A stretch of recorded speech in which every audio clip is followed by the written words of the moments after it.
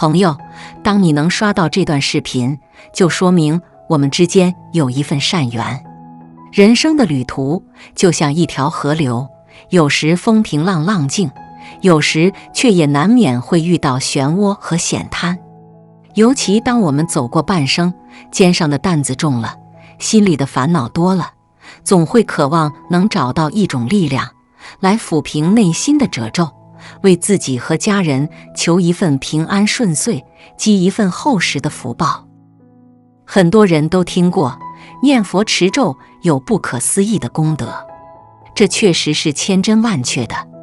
一句佛号，一声咒语，就像在我们的心田里播下一颗光明的种子，持之以恒，就能长出智慧的苗，结出福气的果。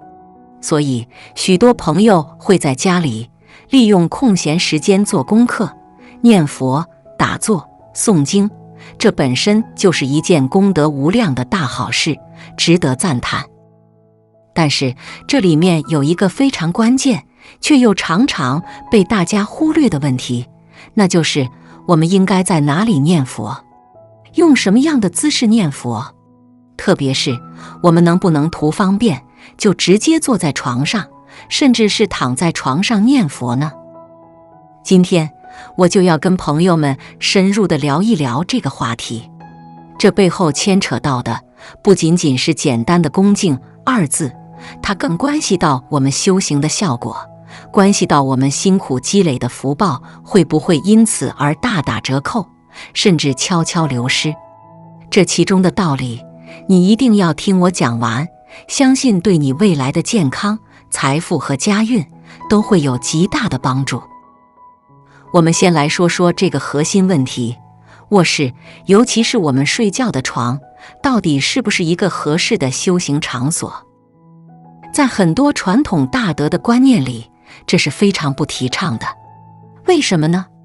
这背后有很深的风水和能量学的道理。你想，卧室是我们休养生息、恢复精力的地方，也是夫妻之间维系感情的私密空间。从能量场的角度来说，这里的气是比较生活化，甚至是比较浑浊的。而我们念佛持咒，是希望与佛菩萨那种清净、光明、慈悲的宇宙高频能量相连接。这就好比你要去接一捧最干净的山泉水，你会用一个刚刚装过油污的碗去接吗？恐怕不会，因为我们心里都明白，干净的能量需要用干净的容器来承载。在不清净的磁场里，我们的心很难真正的静下来，也很难升起那份至诚的恭敬心。没有了这份恭敬心，念佛的效果自然就会大打折扣。这就解释了为什么有的人天天念，却感觉不到什么变化，可能问题就出在了这个场上。特别是夫妻同睡的床，更是要避免在上面打坐念佛，因为这其中牵涉到人的根本欲望，而佛法讲求的是清净无染。在这样的地方修行，不仅难以摄心，更容易让护法神远离。我们修行都希望能得到护法善神的护佑，让善缘增长，恶缘消除。如果因为我们一时的方便，让这些无形的护法力量不愿意亲近，那岂不是得不偿失吗？所以最理想的情况，当然是家里能有一个专门的佛堂。哪怕空间不大，只要我们用心布置，摆上佛像，供上清水、鲜花、水果，点上一支清香，整个空间的能量场立刻就会变得不一样。当你走进这个小小的神圣空间，俗世的烦恼自然就会被隔绝在外。你在这里恭恭敬敬地磕头、礼拜、念诵，心神都特别容易集中。这种事半功倍的效果是无可比拟的。你投入1分的努力，就能收获10分的功德，这份福报的积累，自然又快又稳。当然，很多朋友会说，现在城市里寸土寸金，家里实在没有条件专门设置一个佛堂，这该怎么办呢？别着急，方法总比困难多。如果你的卧室还算宽敞，可以尝试在角落里用一道漂亮的布帘或者一个屏风，把床和这个区域隔开。帘子一拉，里面就是一个清静的小天地。你在这个迷你佛堂里做功课，心念一转，同样可以营造出神圣的氛围，效果也非常好。如果卧室实在太小，连隔开一个角落都困难，那我们也可以退而求其次，在床上打坐念佛。但是请记住，这里有几个关键点。第一，我们心中要有观想。你可以闭上眼睛，在心里真诚地观想佛菩萨的庄严形象，就好像佛菩萨真的在你面前，放着慈悲的光芒加持着你。心怀这样的观想，就能在很大程度上弥补环境的不足。第二，姿势上要端正，可以盘腿，也可以拿个靠垫舒服地坐着，但核心是身心放松，内心虔诚。那么更进一步，如果身体实在不适，比如生病了，或者年事已高，连坐起来都很困难，能不能躺着念佛呢？答案是可以的，但方式有所不同。在这种情况下，我们最好是默念或者非常小声地在心里念，因为躺着大声念诵容易损伤我们的中气，对身体反而不好。佛法是慈悲的，更是智慧的。佛菩萨看重的是我们这颗心，而不是外在的形式。当你身体孱弱之时，躺在床榻上，心中依然能细念佛号，这份精进之心，佛菩萨完全能够感知，同样会给予无尽的加持和护佑，让你病痛减轻，身心安乐。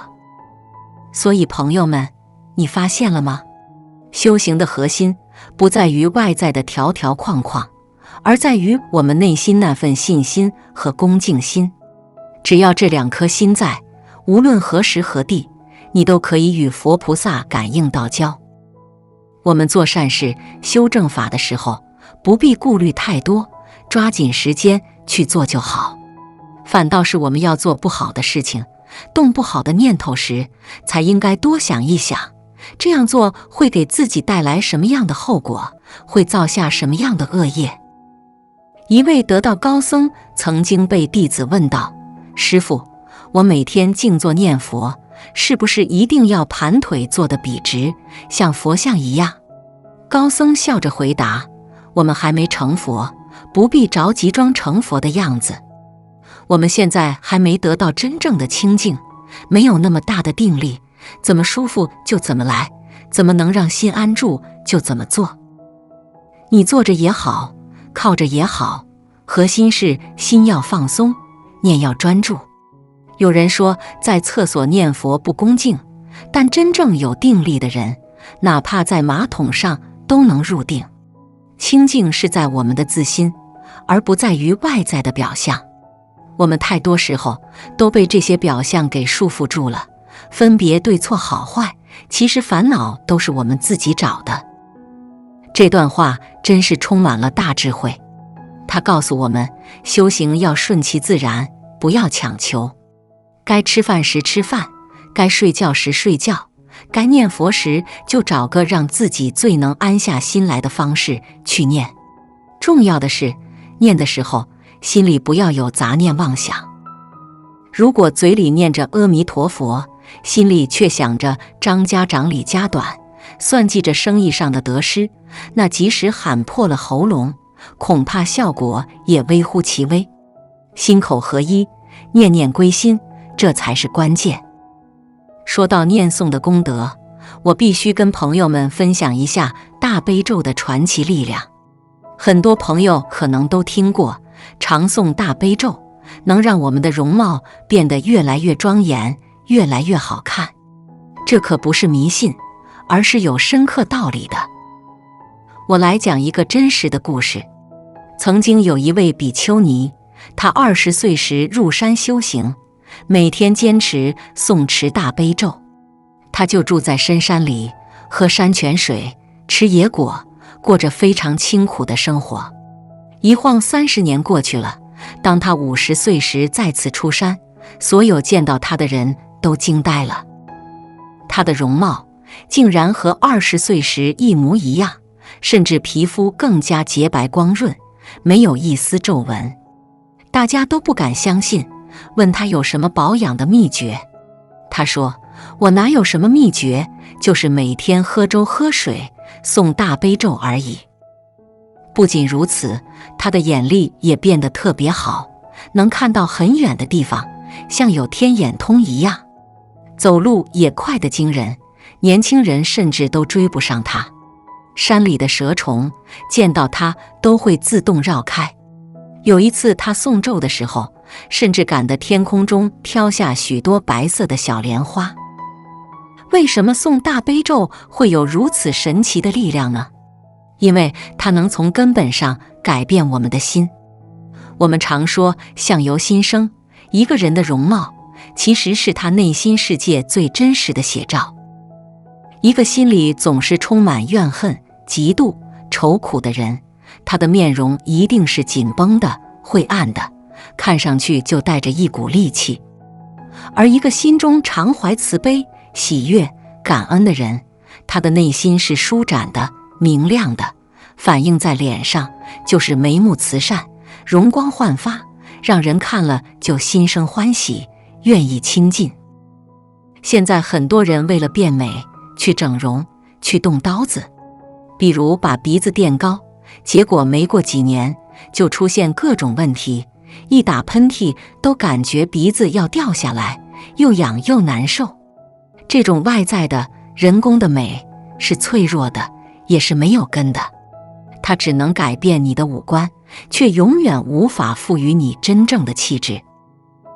而诵持大悲咒就是从内而外地给你整容，它洗涤我们的心灵，让心变得美好清净。心美了，气质就美了；心清净了，相貌就清净了。这种由内而外散发出的自然之美、庄严之美，是任何化妆品和手术刀都无法给予的。所以，如果你希望自己能容颜不老、气质超凡，那么多多诵持大悲咒吧，这才是最根本、最有效的美容法。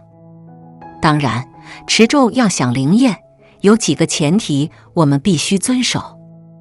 第一是诚信，你必须深信不疑。佛菩萨是慈悲的，但不会被凡夫试验。如果你抱着我试试看，看到底灵不灵的心态，那多半是不会灵的。这就好比你托朋友办事，却处处怀疑他，那他还会尽心尽力帮你吗？第二是行善，你不能一边念着大悲咒，一边却做着伤天害理的事情，比如杀生、偷盗、谎话连篇，背后说人坏话。一边求佛菩萨保佑，一边又在不断制造恶业，这就好比一个漏了底的杯子，装再多的水也会漏光。我们的善行就是修补我们福报的杯底，只有杯底不漏，功德之水才能越积越多。